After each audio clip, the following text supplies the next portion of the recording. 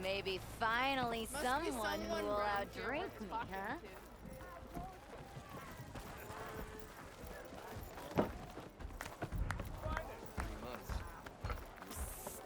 Yeah, you! Borrowed some of the tools you left the other day. Hope That was my fault. Change your mind about that brew?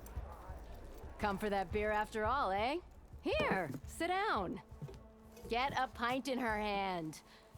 Wasn't expecting you to swing by. Since when do I do what's expected? There's that spark. Fire and spit.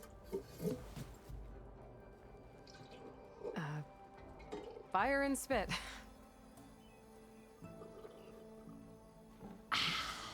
That's a blast from the bellows. Won't fix the forge, but at least I can forget about my troubles for a while. Like what? Take your pick. We got bodies to bury from the bristlebacks, the work stoppage, Olvin grating the gears about his concession decree. Hey! Weapons off the table! Ah, don't listen to me. Nothing a cold brew and knocking some heads together can't fix eventually. So the bristlebacks and the Daunt.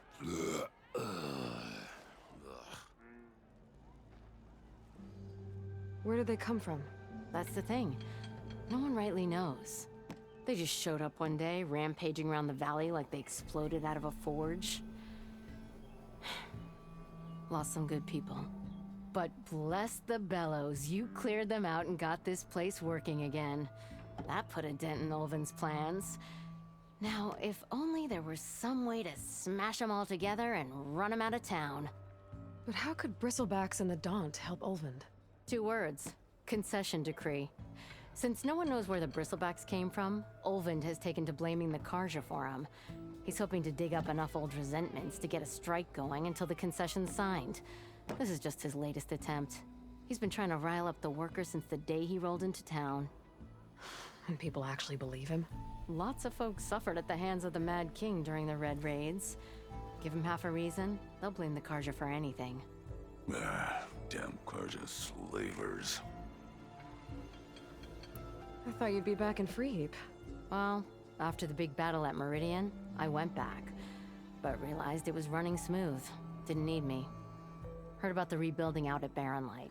Figured they could use another hammer. Been scraping by ever since. You could always leave. And go back east? Nah. I ain't one to leave a lit forge. Besides, someone's gotta be a squeaky wheel for the workers around here. So about Olvind. Around here, everything's about Olvind.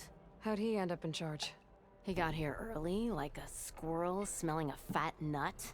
He knew rebuilding Barren Light would need stone and timber. So he jangled purses all over Mainspring, getting investors to front claims on anything in the Daunt that might be worth a damn.